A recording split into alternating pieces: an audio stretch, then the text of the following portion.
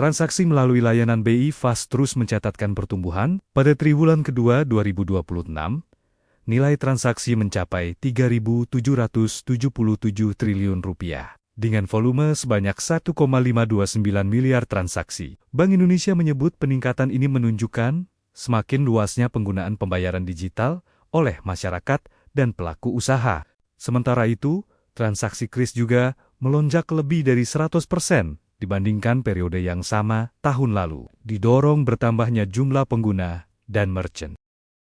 Direktorat Jenderal Imigrasi menangkap 10 warga negara asing asal Pakistan dan Iran yang diduga menggunakan modus investasi bodong untuk memperoleh izin tinggal investor di Indonesia. Para pelaku diduga memalsukan dokumen, mulai dari akta pendirian perusahaan hingga rekening koran, serta mendaftarkan perusahaan fiktif tanpa kegiatan usaha. Kasus ini terungkap setelah petugas mencurigai aktivitas para WNA yang tidak sesuai dengan profil investor. Kini, seluruh tersangka akan menjalani proses hukum hingga persidangan di Pengadilan Negeri Tangerang. Kita ke informasi konflik Timur Tengah. Pemirsa, militer Iran mengklaim berhasil menembak jatuh pesawat tanpa awak Amerika Serikat di Yordania.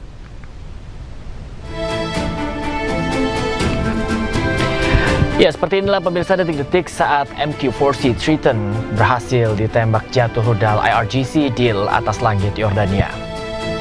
Korps Garda Revolusi Iran sebelumnya melancarkan serangan rudal balistik dan drone yang menargetkan pangkalan udara Pangeran Hassan di Yordania.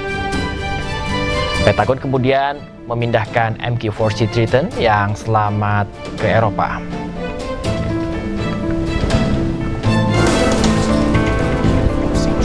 Pesawat intai maritim MQ-40 Triton diketahui diproduksi perusahaan Amerika Serikat Northrop Grumman. MQ-40 Triton digunakan Angkatan Laut Amerika Serikat dan Angkatan Udara Australia. Pesawat nirawak senilai Rp3,5 triliun ini mampu mengudara 24 jam dan menjelajah hingga 7.400 mil laut.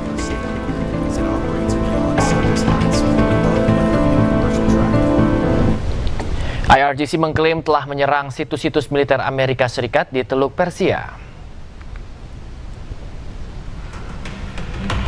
Teheran menyatakan serangan baru terhadap kapal perang Amerika Serikat di Teluk Persia. Sebelumnya, CENTCOM melancarkan serangan terhadap sistem pertahanan pantai Iran. Selain itu, lokasi penyimpanan dan juga peluncuran rudal jelajah di Pulau Thun di Iran juga menjadi sasaran serangan udara militer Amerika Serikat.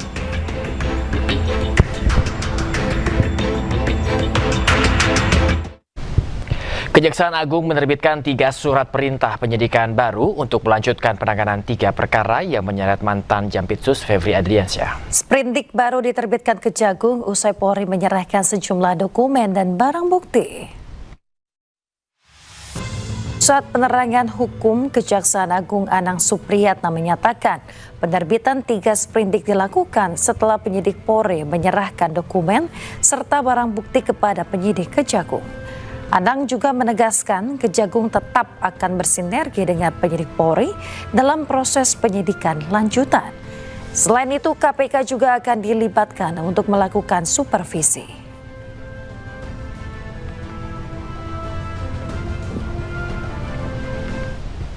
Pemirsa, KPK telah menerima permintaan secara lisan untuk melakukan supervisi terhadap kelanjutan penyidikan perkara yang menyeret ex-Jampitsus Febri Adriansyah. Meski sudah berkoordinasi, KPK menilai masih terlalu dini untuk mengambil alih kasus ini.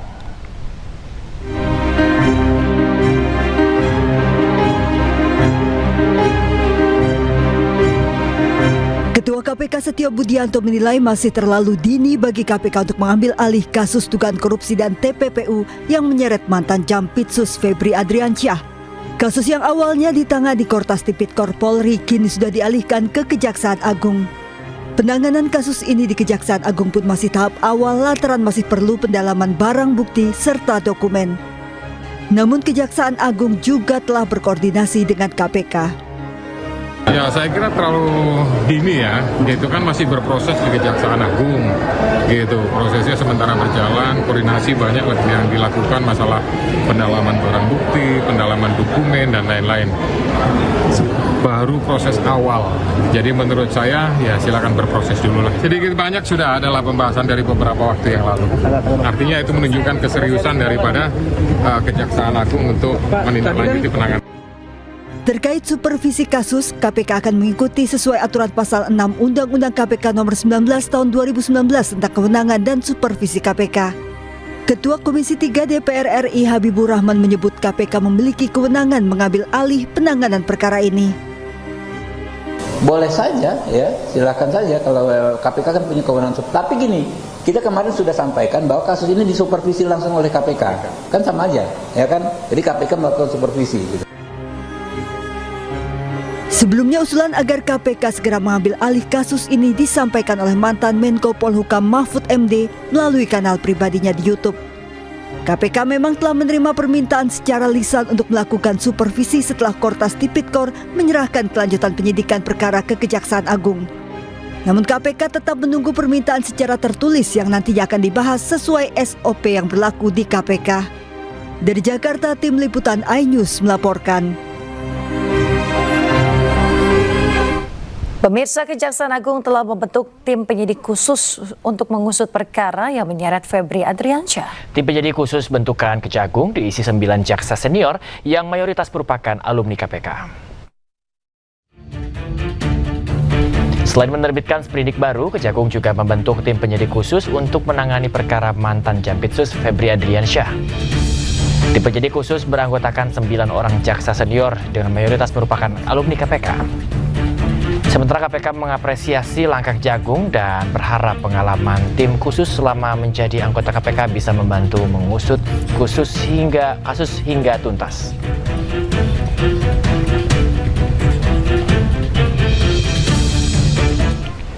Jaksa Agung telah mengirimkan surat kepada Presiden Prabowo Subianto terkait usulan nama calon Jampitsus menggantikan Febri Adriansyah. Mensesnek mengungkapkan bahwa sosok calon Jampitsus adalah Kuntadi yang kini menjabat sebagai Kepala Badan Pemulihan Aset Kejagung.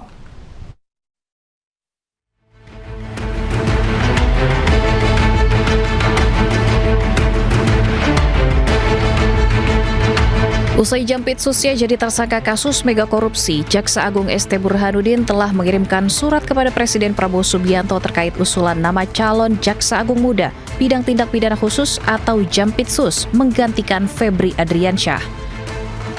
Hal itu dibenarkan oleh Menteri Sekretaris Negara atau Mensesnek Prasetyo Hadi, di mana surat tersebut telah diserahkan Jaksa Agung pada hari Selasa kemarin. Mensesnek juga mengungkapkan bahwa sosok pengganti Febri Adriansyah sebagai Jampitsus adalah Kuntadi.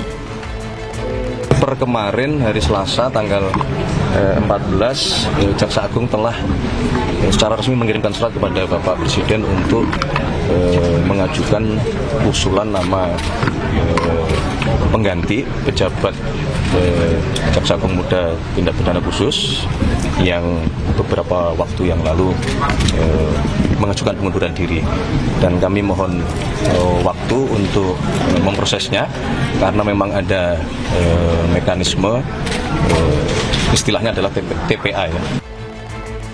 Kuntadi merupakan salah satu jaksa senior di Korps Adiaksa, kelahiran Semarang, Jawa Tengah pada Januari 1970. Sejumlah posisi strategis pernah diemban Kuntadi. Tahun 2018, Kuntadi pernah menjadi Kepala Kejaksaan Negeri Jakarta Pusat. Tahun 2022, ia dipercaya sebagai Direktur Penyidikan Jampitsus Kejagung.